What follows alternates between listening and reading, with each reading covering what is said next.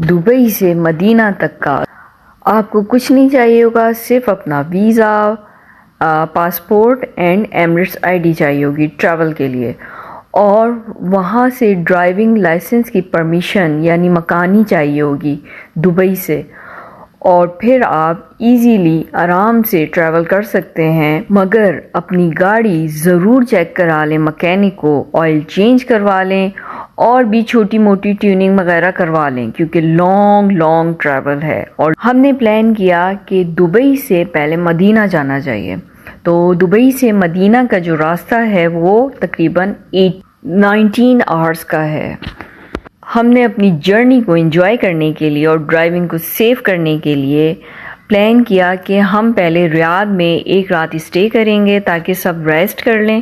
اور پھر اس کے بعد مدینہ جائیں۔ ہم نے 8 آور کا ٹریول کیا دبئی